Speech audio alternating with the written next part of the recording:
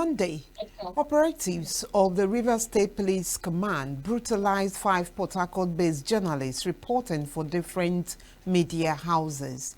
The newsmen were attacked while covering the #TakeItBack protest that held nationwide following the recent unconstitutional decisions of the federal government, especially the declaration of state of emergency and suspension of Governor Siminalayi Fubara of Rivers State, his deputy, Professor Ngozi Odu, and 27 lawmakers in the State House of Assembly. The civil society organizations and Niger Delta Congress, which organized the demonstration alongside other youth bodies, had converged on the Isaac Borough Park in Port Harcourt, but were attacked and dispersed with tear gas by police operatives. And to have a conversation around their story with us this evening is a civil rights activist, Akpotive, and our theme is Take It Back Protest 2025. We'll look at the successes and the setbacks. Good evening, Andy. Thanks for joining us. Yes, good evening so much. Good evening to everyone. It's Andy Akpotive. I'm also the PRO of the Take It Back movement here in Rivers State and the Director of Strategy and Research for the Niger Delta Congress. So I was wearing 3 hats on the day that this protest took place. So I'm very able to give the information. All right, thank you for that clarity. Let's move on. The Take It Back movement announced the plans for a nationwide protest, and by Monday, 7th April, the protest was carried out to demand an end to what it described as the Nigerian government's increasing crackdown on free speech and as well as continued misgovernance. And so let's start off with you telling us, giving us an update on that particular protest, since you are a part and parcel of it, Andy. So first off, we had written a letter to the Rivers State Police Command, even though not obligated to do so, requesting that we needed their cover, and I wouldn't want to say requesting permission, notifying them that we intended to have the protest. The protest from the Take It Back movement, was sitting on 3 basic pillars. First, we wanted to draw the attention of the government and get them to repeal the the Cybercrime Act, right? We wanted them to repeal it. Secondly, we wanted to draw their attention to the economic challenges that we're facing in the country. And thirdly, and not the least, we also wanted to draw their attention to insecurity. On the side of the Niger Delta Congress, where I am the Director of Strategy and Research, we also had written a letter to the police command, and what we're prosecuting on that angle was the illegal occupancy of the government house. By our reckoning, we thought that sole administratorship was not known to the law, was alien. So we have come out on that day, to prosecute these protests on the different fronts that I had mentioned. Okay. A lot of persons key into this protest. It didn't just happen in Rivers State. There's one in Oyo State and some other states. But there's a similar protest sometime last year, I think in August, the one that is #End Bad Governance protest. End Bad Governance. Like yes. That particular protest did not achieve its objectives. What then prompted people to agree to take on another protest? What does it mean to achieve its objectives? Protest in and of itself, first off, is peaceful demonstration of the grievances of the streets, right? So apparently we had come out in August, the End Bad Governance, to say to the government that we did not like the way they were administering this space called Nigeria. Don't forget, following from that, the president had inaugurated one very funny jamboree to say he wanted to have the youth meet to have conversations around specific things. That was some subtle achievement and several other decisions that were taken around that time as a result of the protest.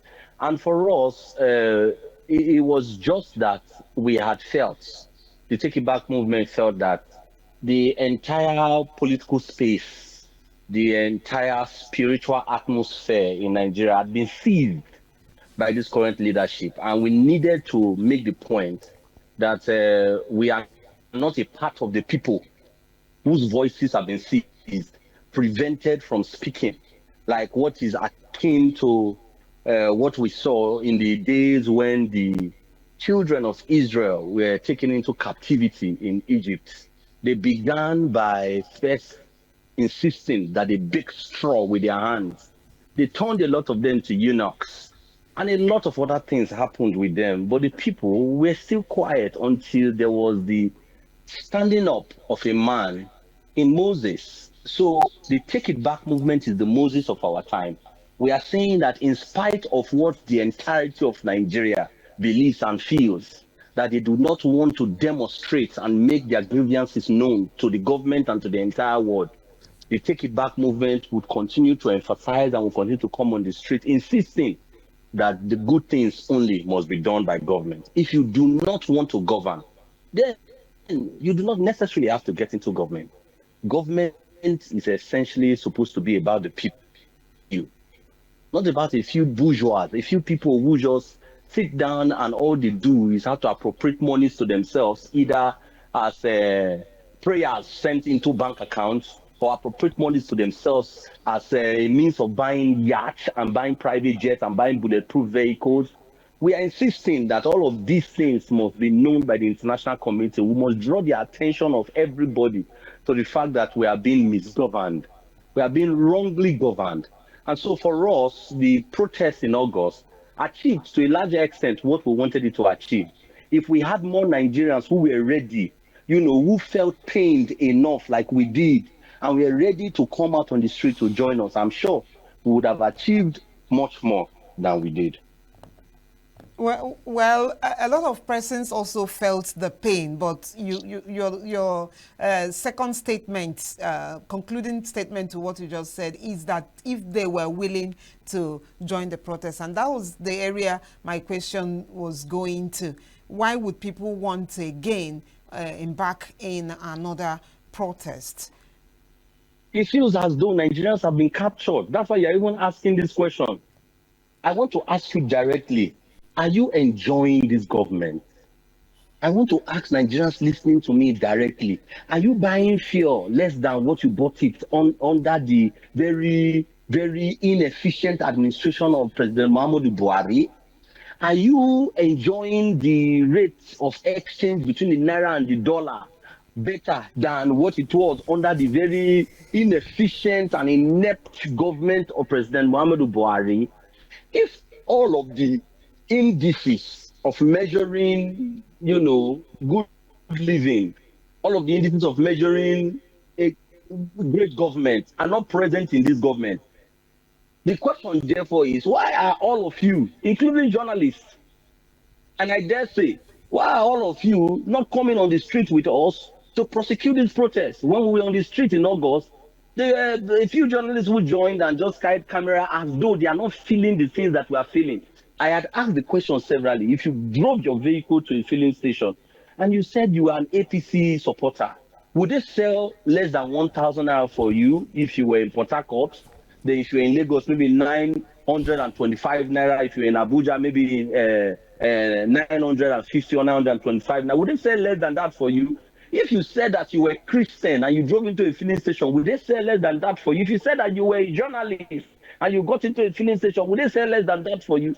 The implication of this statement is that every one of us are feeling the heat, we are feeling the pinch that this government intentionally have hung on. We have been shackled by the misgovernance of this government and the ones before them. It therefore is something that, that is challenging for A lot of us, particularly some of us in the Take It Back movement and, in Serap, why Nigerians are, this cold and are not willing to come out and demonstrate and demand that justice be done. I had said on radio that the day Nigerians are ready to change Nigeria, Nigeria will change. But we are not ready. It was like the day that the Egyptians were ready to leave, they left. The day we are ready to change Nigeria, Nigeria will change. We are still getting a few people like Take It Back. We are getting a few people like the NDC. We are getting a few people like Serap. We are getting a few voices here and there that speak to the ills of this government and governments everywhere. But imagine if we're able to build a critical mass strong enough to be able to challenge the evil that is pervasive in our land. If we had a critical mass, do you think that a country that produces, that is the sixth largest producer of crude oil in the world, sixth largest, mind my word, sixth largest, we cannot even find crude for Dangote refinery. Dangote would have to go and import crude to use. A country that is the sixth largest, so, and people don't see that as an aberration. A country that has got water, that has got sun in sufficiency. We have been unable to power our country. Go and look at what is happening in countries like South Korea, Japan, other smaller countries that yesterday we are at the same level with us, Indonesia. We are unable to power our country. Is it not a shame? And Nigerians are just suffering and smiling. Little wonder they say that we are the happiest people once upon a time on earth. If we only would be able to come out on the street and say enough is enough, we would have taken back our country. Now, misgovernance was not the only reason cited as the basis for the protest. There's also the Cybercrime Act that is being challenged as it creates an environment of fear and censorship.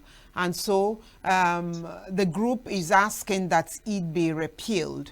I remember that a TikToker was arrested because of his several statements and posts against the administration, the federal government administration. I also remember the case of the copper also who ran into troubled waters because of her speech against the presidency.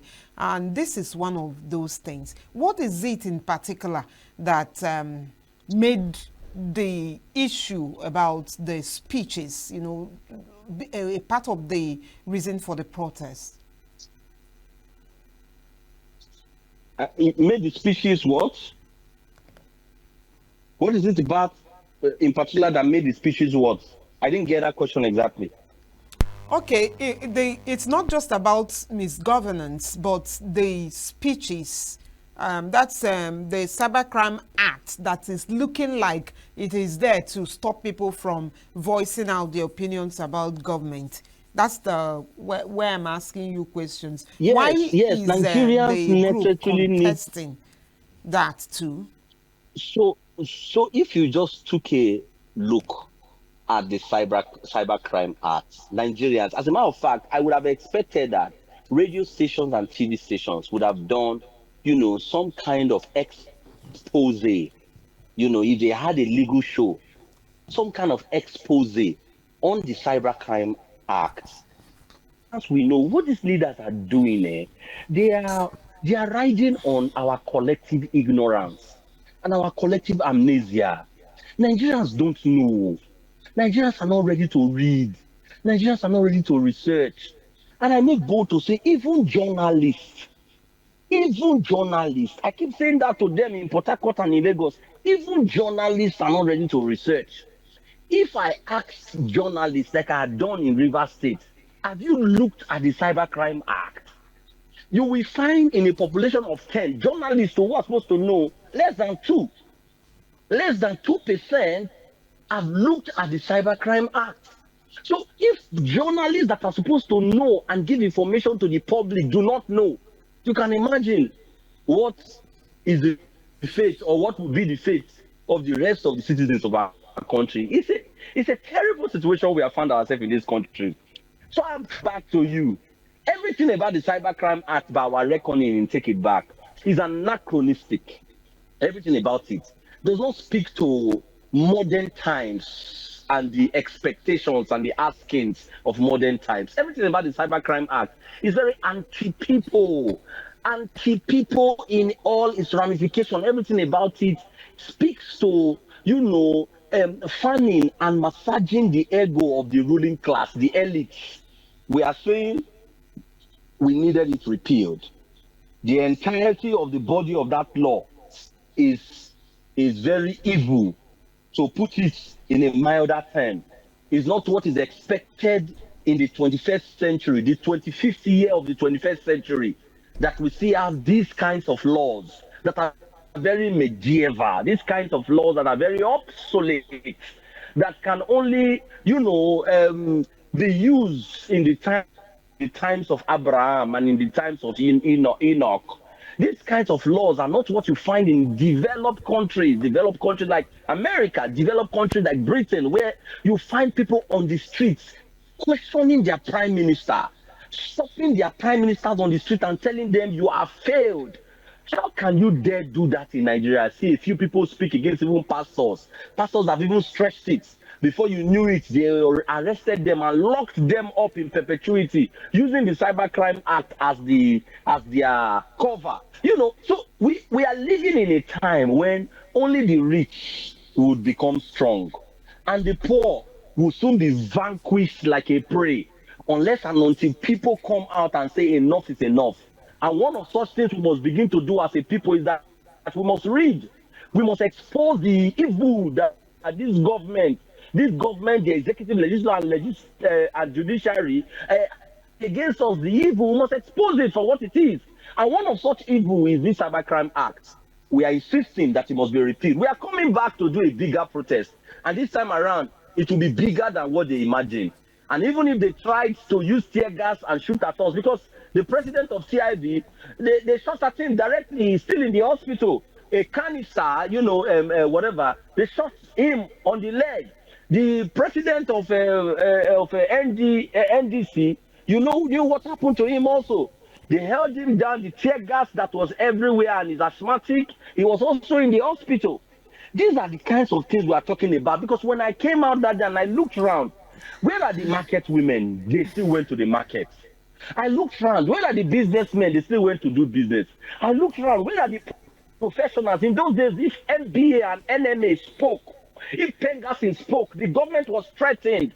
But where are they? They still went to work. And I have been that.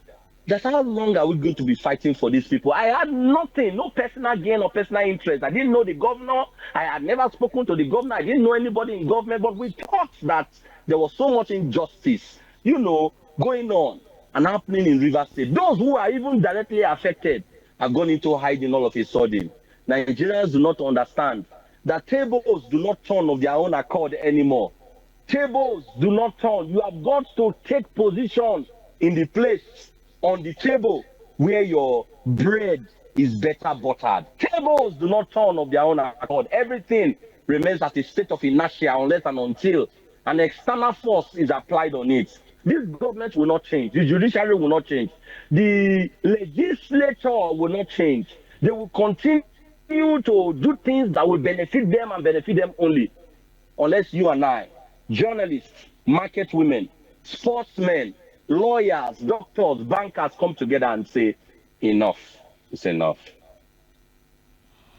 Andy, let's return to the streets where the protests actually happened. You recall that during the NSAS protests, the federal government was eventually accused of human rights abuses. There were shootings, actual shootings, and some deaths were recorded. During the End Bad Governance protest in 2024, that protest was quickly hijacked by hoodlums. And then, of course, there were shootouts. People were killed. And so this particular Take It Back protest that happened Monday, were there challenges that were encountered during the protest while men were on the street? Absolutely.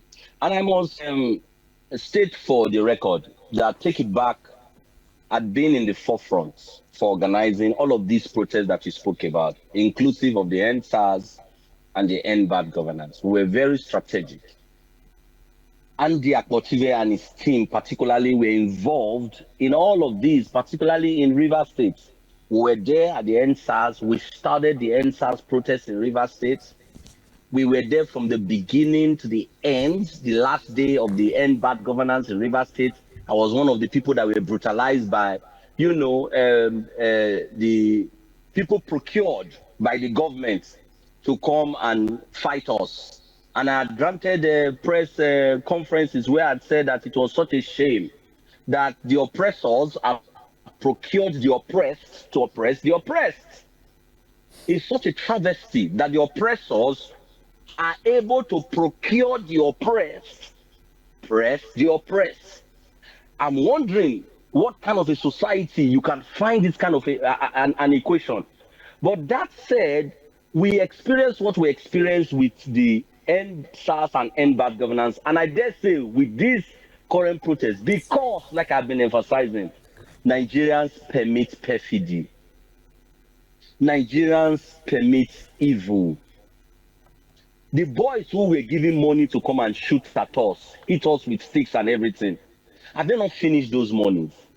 What we were prosecuting through that protest, are they not suffering from those things now? Are they not going to buy fuel? How many of them have power? As I speak with you now, if you listened on the background of this conversation, you would hear a generating set. And this is what happens across the country, generators. A country that has got water, has got sun. A country that has got money, a country that has got resources in excess. We cannot power our country. We have not critically examined that. We cannot power Nigeria. Today, that is some of the least challenges that serious countries have. Countries are thinking about going to put their stations, on other planets.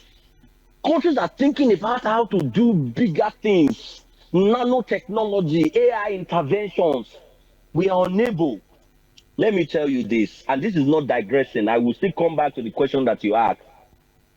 When it was the agrarian revolution, Africa was not found. They left the agrarian revolution and they went to the revolution that was about production. Africans were not a part of it. Technological revolution has come also. Africans are not a part of it. As a matter of fact, the rest of the world, they have left us. They have left us. Go and see what small country like Israel is able to do to feed the entire Middle East and feed the world. Israel. Yes, we cannot feed ourselves. It is pathetic when I think about the state of Nigeria. And it is even more worrisome that Nigerians are not ready yet to prosecute this battle. That is why the casualties that we have been suffering from the days of NSAS to end bad governance and to this recent one, we suffer it and the leaders just laugh at us. Listen to what the Senate president said during end bad governance. Say people can go on protesting, but we are going to be inside enjoying ourselves. We are going to, because we have even already sent prayers to our different accounts. If we were a serious country, should the entire country not mobilize to the National Assembly and request for the immediate sack, the immediate suspension, or the immediate whatever of the Senate president and the entire leadership of the Senate? Are they not supposed to be feeling the pains of the people because they call themselves the representative of the people? And lawyers not supposed to come out to say the people who were injured under NSAS, under end bad governance, under this, we want you people. My president has been spending from his pockets since the day I spoke with him this evening before this broadcast, since the day he was shot at directly after this protest. Do you think that if it was not because he is selfless, he will want to come out for another protest? This is the challenge that we have, that leadership has consistently used against us, because the people are not formidable. The people have not come to enough is enough. That is why the few of us who come out will continue to suffer this casualty until such a time where we either say we are tired or we will join them. I pray that day does not come. To your prayers, but you didn't tell us the current encounter, the current challenge with this particular protest, if there are any anyway. No, definitely. We came out on the streets. We were told not to be on the Isagboro Park. We should leave there. We left. We were doing our procession and marching. We got to CSC, and that was when all hell broke loose.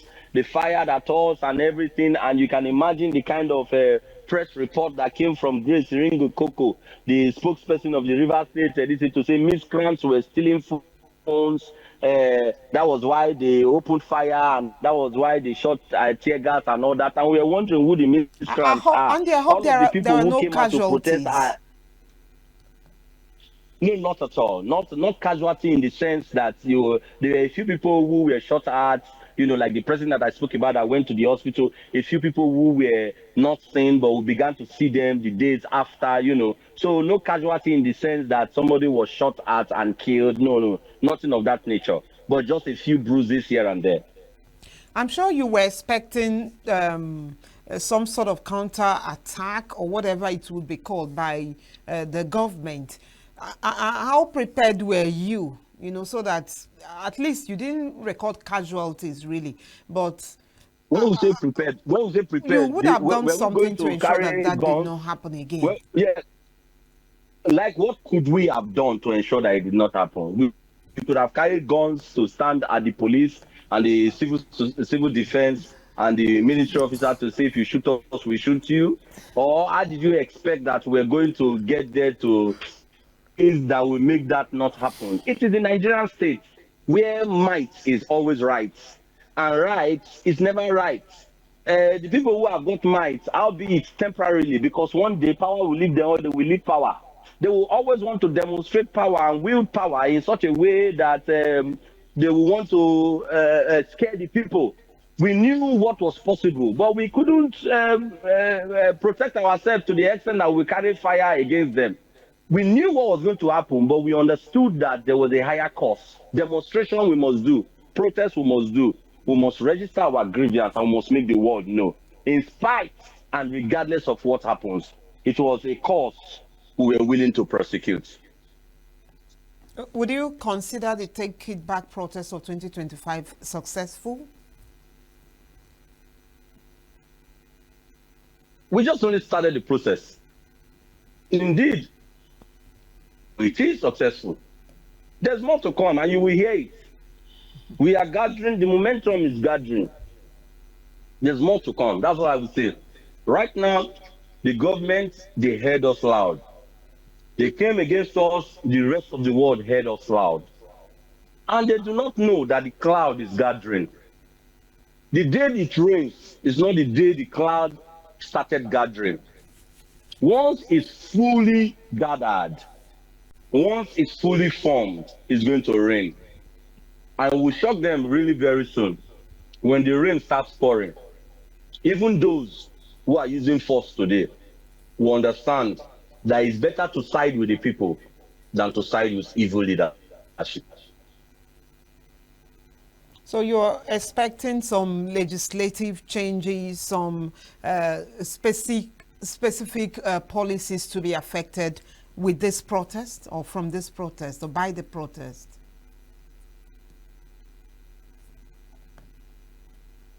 Do I say we are expecting it? We understand the kind of government we have. What I think we have done with this protest is that we have sensitized the people more about their rights. Before now, I had conversations with journalists. What did you know? What do you know about the Cybercrime Act? I just said to you, 10 journalists I spoke with, less than 2 were able to talk to me about it. Today, because we highlighted it, a lot more people are talking about it. Perhaps a lot more people will read about it. The cloud is gathering. And I would say to that extent, we have succeeded. Not because we believe that this very evil government will do anything about it. But when the cloud gathers enough, they will run. Let's look at other protests in the past. I know you alluded to it at some point, but I need you, for the sake of emphasis, Let's look at actually the last two most recent protests. What has it affected really? You know, this could be a moral booster, you know. If it has affected some kind of policies and legislations, maybe the persons you think are not really part of this protest may even give it another thought.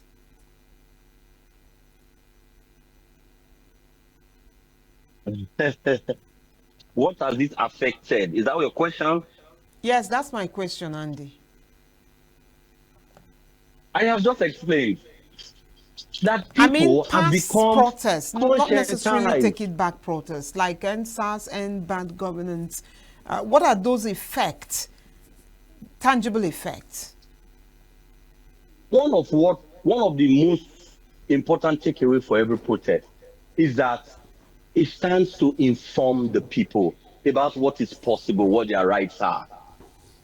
And the people will be better for it.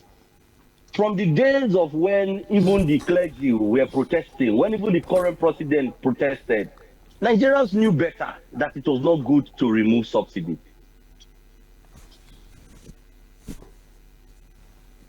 All the different protests, one of the takeaway, like we say in Take It Back, is that if we are unable to get the government to bend and do exactly like we are calling for, we would have succeeded at indeed informing, educating the people and increasing their state of awareness. This is one of the most important takeaways of protests that a lot of people do not understand. They think, oh, what did you achieve? That's what journalists will, particularly River State journalists. The first protest you did, what did you achieve? And I'm like, you are not looking at the bigger picture. That's why. The bigger picture is that we are, by the day, increasing the consciousness of the Nigerian people and the Nigerian states. And a day is going to come when the river would overflow and there will be nowhere for us to go. And they, the leaders, will run, wishing they had put out the fire. All right, as we begin to conclude this conversation, Andy Akpotive, do you think that generally speaking, that protest is what we require at this time? Remember that the Nigerian police already kicked against this Take It Back protest, citing security issues. Don't you also agree with the police that it could be hijacked by the hoodlums? I know that you were shot at during the protest and you said that the statements issued by the police was not the truth in its entirety. But then are you also not thinking that protests can be hijacked, especially with our volatile security issues here in Nigeria? There was no truth to the whatever has issued. I didn't say that there was no truth in its entirety. There was no truth in it. Not any line of the statement had any element or iota of truth. Not that it was in its entirety. No truth in it. Having established that, I will ask back this question. If not protests, what else? And I'm sure that answers the question. Oh, I think that's a very beautiful way to end this conversation. If not protests, what else? And by that, I'm sure you mean peaceful protests, right? Protest in and of itself is peaceful. There's no such thing like violent protests.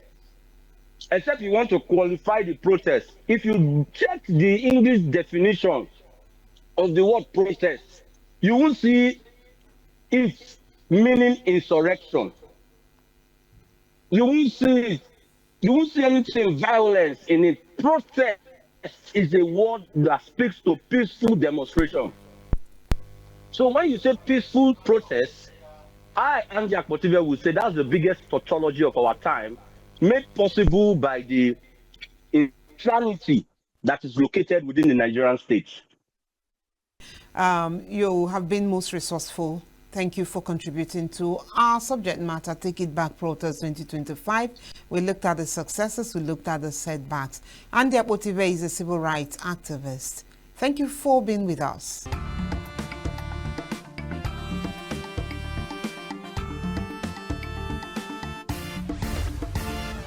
Signature TV, news in your pocket.